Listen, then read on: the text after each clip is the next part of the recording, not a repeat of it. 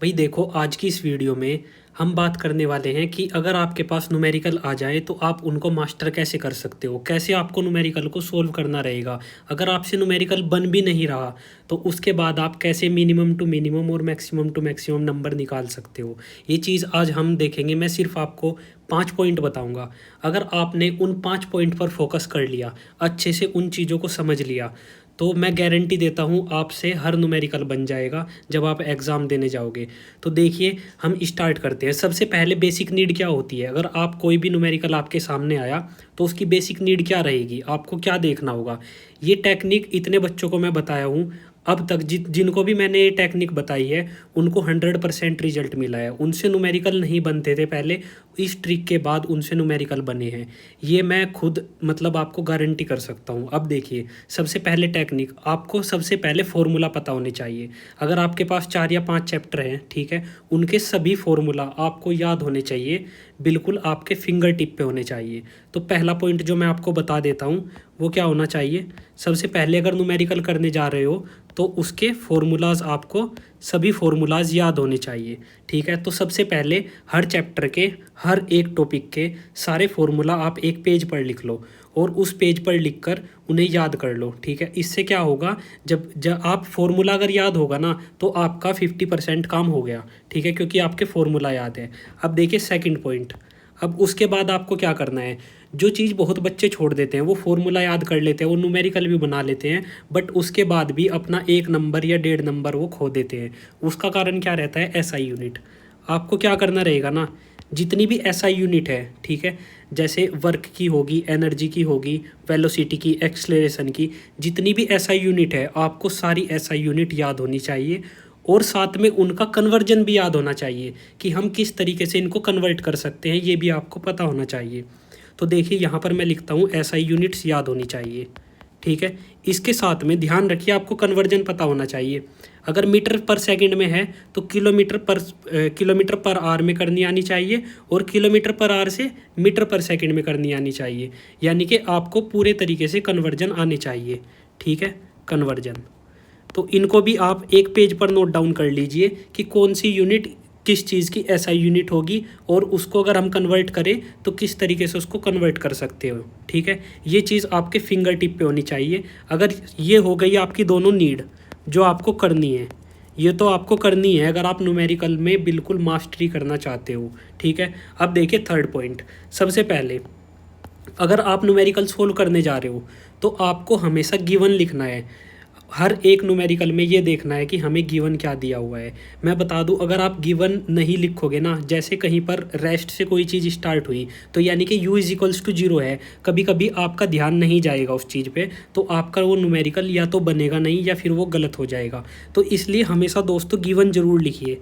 सबसे पहले गिवन अपनी नोटबुक में लिख लीजिए, ठीक है। आपने क्या करना है, नोटबुक पर सॉल्यूशन लिखते हुए सबसे पहले वो चीज़ लिखनी है जो आपको गिवन है।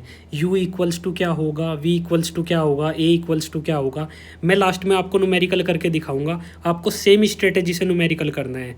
और ज़रा सा भी अगर कन्फ्यूजन होगा ना तो आप मुझे कमेंट करिए, मैं आपको एक पूरी न्यूमेरिकल की सीरीज आपको सोल्व करके दिखाऊंगा, ठीक है। अब देखिए यहाँ पर जैसे ही आपने गिवन लिखा, आपके सामने पूरा परफॉर्म आ जाएगा कि आपको निकालना क्या है और दिया क्या गया है, ठीक है।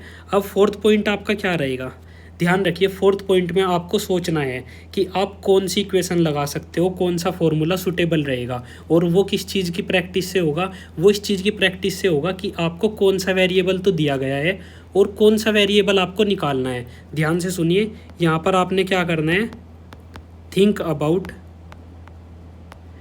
अबाउट सूटेबल फॉर्मूला, ठीक है।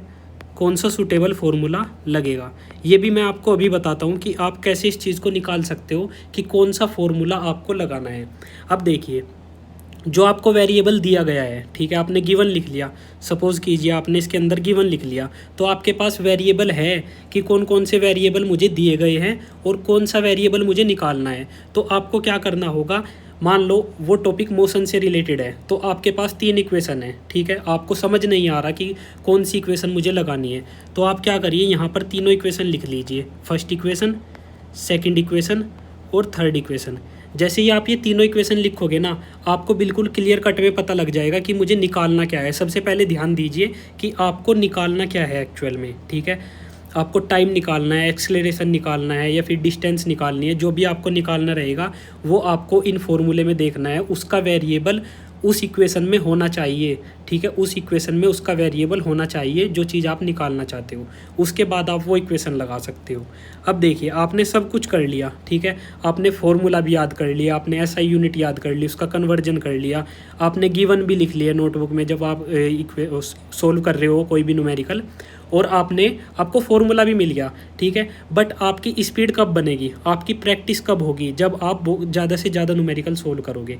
हर टॉपिक से मिनिमम अगर आपने 20 to 30 न्यूमेरिकल भी सोल्व कर लिए ना, उसके बाद आपको कॉन्फिडेंस आएगा, ठीक है। और कॉन्फिडेंस क्या होता है, की टू सक्सेस, ठीक है। कॉन्फिडेंस जैसे ही आपको आएगा ना, आपको लगेगा कि अगर एग्ज़ाम में न्यूमेरिकल आए ना, तो आपसे तो बनेगा ही बनेगा, आपसे वो न्यूमेरिकल नहीं छूटेगा। अब देखिए, तो यहाँ पर मैं लिख देता हूँ प्रैक्टिस। आपको ज़्यादा से ज़्यादा न्यूमेरिकल प्रैक्टिस करना है ताकि आपकी कमांड उस टॉपिक पर अच्छे से बन सके। इतना टॉपिक नहीं है 9th क्लास में, अगर आपने ये काम कर लिया ना, तो सोचिए जो न्यूमेरिकल का पार्ट है वो आपका कंप्लीट हो गया। आपके कुछ नंबर ऐसे होंगे जो बिल्कुल फिक्स हो जाएंगे। 30 to 40% अगर पेपर न्यूमेरिकल बेस आ जाता है तो आपके 30-40% नंबर बन गए। उसके बाद आप डेरिवेशन कर सकते हो, थ्योरी याद कर सकते हो, काफ़ी चीज़ है करने के लिए। बट अगर आपने ये पूरे 5 पॉइंट इन पर पूरा फोकस कर दिया तो न्यूमेरिकल तो आपके कंप्लीट हो गए। न्यूमेरिकल में आपको कोई दिक्कत नहीं आने वाली। अब देखिए, अगर आपसे बाय चांस कोई न्यूमेरिकल ऐसा है आपके समझ नहीं आ रहा या फिर आपसे नहीं बन रहा, तो उसको आप कैसे करोगे। देखो, सबसे पहले एक चीज़ ध्यान रखो, एग्जामिनर किस लिए बैठा है। एग्जामिनर इसलिए बैठा है कि वो आपको नंबर दे सके, वो नंबर देना चाहता है आपको। अगर बोर्ड की आपकी कॉपी चेक हो रही है ना, या फिर जो भी एग्जामिनर आपकी कॉपी चेक कर रहा है, वो चाहता है कि मैं बच्चे को, स्टूडेंट को नंबर दूं। बट वो नंबर कब देगा, जब आप उसमें कुछ लिखोगे तभी तो नंबर देगा वो। आप सपोज़ करिए आप टीचर हो, आपने कुछ भी नहीं लिखा, ठीक है। आपने नंबर डाला कि मैं सेकंड क्वेश्चन यहाँ पर सोल्व कर रहा हूँ, और उसके अंदर आपने कुछ नहीं लिखा, तो क्या आप एक भी नंबर उस बच्चे को दोगे? आप दे ही नहीं सकते, ठीक है, क्योंकि उसने कुछ लिखा ही नहीं। बट अगर आप यहाँ पर गिवन लिख दोगे, ठीक है, अगर आपसे वो न्यूमेरिकल नहीं बन रहा, उसके लिए बता रहा हूँ मैं। सबसे पहले आप यहाँ पर गिवन लिख दोगे कि क्या क्या चीज़ आपके पास गिवन है। उसके बाद आप यहाँ पर क्या लिखोगे, ठीक है, आपको ये तो पता लग जाएगा किस टॉपिक से है, और फॉर्मूला आपके याद है, तो आप फॉर्मूलाज लिख दोगे यहाँ पर। जैसे अगर मोशन से रिलेटेड है तो आप तीनों इक्वेशन लिख दीजिए, ठीक है, तीनों इक्वेशन लिख दीजिए। और जो चीज़ आपसे निकालने के लिए बोला है उसकी आप एसआई यूनिट लिख के मतलब एसआई यूनिट लिख देना। जैसे यहाँ पर लिख देना एसआई यूनिट, ठीक है, एसआई यूनिट ऑफ डिस्टेंस या फिर डिस्प्लेसमेंट इज मीटर। इस तरीके से आप कुछ भी लिख सकते हो, ठीक है। जो भी एसआई यूनिट होगी आप अगर वो लिख दोगे ना, तो अगर 3 नंबर का क्वेश्चन है तो 1 या 1.5 नंबर आपको टीचर देगा, क्योंकि आपने फॉर्मूला लिख दिया, एसआई यूनिट लिख दी। बट अगर आपने खाली छोड़ दिया ना, तो उसमें टीचर आपको 0 नंबर देगा, क्योंकि स्टेप वाइज मार्किंग होती है। इस चीज़ का ध्यान रखिए, तो आपको ये करना ही होगा। अब देखिए, एक न्यूमेरिकल सोल्व करते हैं, ठीक है, जिसमें आपको पता लगेगा कि मैं किस तरीके से आपको सोल्व करने के लिए बोल रहा हूँ और किस तरीके से आप उस चीज़ को मास्टर कर सकते हो। इसके बाद नहीं दिक्कत आएगी बिल्कुल भी। इसके बाद तो आपके न्यूमेरिकल ऐसे हो जाएंगे कि आप इजीली उनको सोल्व कर लोगे, और आप अपने फ्रेंड्स को भी बता पाओगे कि हाँ, आपने इस तरीके से इनके ऊपर मास्टरी की। अब देखिए, ये एक न्यूमेरिकल है, ठीक है, आपको स्क्रीन पे विजिबल हो जाएगा। अब देखिए, मान लो ये आपके पास न्यूमेरिकल आ गया, आपको इसको सोल्व करना है, तो जो बेस्ट तरीका रहेगा ना इसको सोल्व करने का, वो मैं आपको यहाँ पर करके दिखा देता हूँ। आपने क्या करना है, यहाँ पर लिखना है सॉल्यूशन, ठीक है। अब देखिए, मैंने बताया कि सबसे पहले गिवन को नोट डाउन करना है। अपनी नोटबुक में लिखो गिवन, क्योंकि गिवन को लिखते ही ना आपको ये समझ आ जाएगा कि आपको निकालना क्या है और करना किस तरीके से है। अब देखिए, a motor boat starting from rest, यहाँ पे बोल दिया स्टार्टिंग फ्रॉम रेस्ट, तो आपको यही समझ में आ जाना चाहिए कि जो हमारी यू इनिशियल वेलोसिटी है वो 0 दी हुई है, 0 मीटर पर सेकंड, ठीक है। ऐसा यूनिट याद होगी तो आप लिखोगे, क्योंकि इस चीज़ का भी इम्पैक्ट पड़ता है टीचर के ऊपर। इस चीज़ का इम्पैक्ट पड़ेगा कि बच्चे को हर एक चीज़ की ऐसा यूनिट याद है, समझिए, ठीक है। अब देखिए, यहाँ पर देखिए, a motor boat starting from rest on a lake accelerates in a straight line at a constant rate of 3 metre per second square, ठीक है। यहाँ पर देखिए, यहाँ पर हमें क्या दे दिया, एक्सलरेशन, तो a इज इक्वल्स टू हमें कितना दे दिया, 3 मीटर पर सेकंड स्क्वायर, ठीक है। अब देखिए 4 8 सेकंड, यानी कि टाइम दिया है आपको, टाइम कितना दिया है 8 सेकंड, तो आप यहाँ पर टाइम लिख दीजिए। अब देखिए आगे क्वेश्चन पढ़िए, ठीक है। How far does the boat travel during this time, यानी कि आपसे डिस्टेंस पूछी है। हाउ फार का मतलब क्या हो गया, आपसे डिस्टेंस पूछी है। डिस्टेंस को हम किस चीज़ से डिनोट करते हैं, एस से। तो आपसे पूछा क्या है, एस पूछा है। अब देखिए आपको कौन सी इक्वेशन लगानी है वो आप कैसे पता करोगे। सबसे पहले आपको पता होना चाहिए कि आपको गिवन क्या क्या है, UATS, ठीक है। अब आपको जैसे S निकालना है, तो मैंने आपको क्या बताया था कि सबसे पहले ये चीज़ देख लो कि निकालना क्या है, S निकालना है। तो देखिए कौन सी ऐसी इक्वेशन है जिसमें S आता है। आप साइड में तीनों इक्वेशन लिख लो। V is equals to U plus AT, S is equals to UT plus half AT square, ठीक है। ये सेकेंड इक्वेशन हो गई। V square minus U square is equals to 2AS। अब देखिए S कौन सी इक्वेशन में आ रहा है, सेकंड में आ रहा है और थर्ड में आ रहा है। तो आपको देखना है कि आप कौन सी इक्वेशन लगा सकते हो। यहाँ पर देखिए थर्ड इक्वेशन में हमें V दिया है, यानी कि फाइनल वेलोसिटी। अब हमारे पास फाइनल वेलोसिटी नहीं है तो ये इक्वेशन नहीं लगेगी। तो इक्वेशन कौन सी लगेगी, सेकेंड इक्वेशन लगेगी। तो ये इक्वेशन लगाकर हम इस क्वेश्चन को सोल्व करेंगे। तो यहाँ पर देखिए नाउ यहाँ पर हम क्या लिखेंगे, from second equation of motion, second equation of motion, ठीक है। यहाँ पर आपको इस तरीके से लिखना है, वो क्या हो जाएगी, S is equals to UT plus half AT square, ठीक है। अब देखिए इसको आगे सोल्व करते हैं। तो हमें S निकालना है इक्वल्स टू U, हमारा क्या है, इनिशियल वेलोसिटी 0 है, तो ये हो जाएगा 0 into T plus half A कितना है हमारे पास, A होगा हमारे पास 3 इंटू टी स्क्वायर मतलब 8 का स्क्वायर, 8 का स्क्वायर क्या हो जाएगा, 8 इंटू 8 इज इक्वल्स टू 64।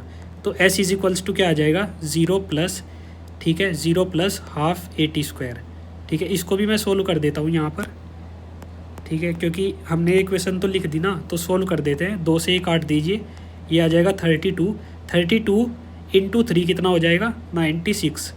अब देखिए S इज इक्वल्स टू क्या आ जाएगा हमारे पास, S इज इक्वल्स टू आ जाएगा 96 मीटर। तो हमारी जो डिस्टेंस होगी वो कितनी आ जाएगी, 96 मीटर। अब आपको ऐसा यूनिट पता है तो आपने यहाँ पर मीटर लिख दिया और यहाँ पर आप लिख दोगे आंसर। इस तरीके से आपको न्यूमेरिकल को सोल्व करना रहेगा, ठीक है।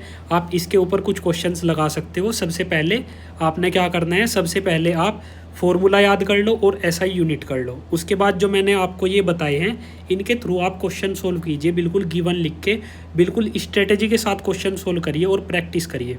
आपके न्यूमेरिकल बिल्कुल पक्के हो जाएंगे। 30-40% आपका एग्जाम का काम हो गया, न्यूमेरिकल आपके हो गए। उसके बाद आपको डेरिवेशन और थ्योरी पे ध्यान देना है।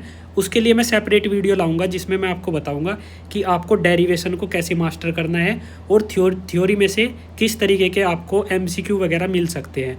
उसके लिए चैनल पर बने रहिए। और दोस्तों चैनल को सब्सक्राइब कर लो, वीडियो को लाइक कर दो। ऐसी स्ट्रेटेजी वीडियो देखने के लिए हमारे साथ बने रहिए। Thank you friends.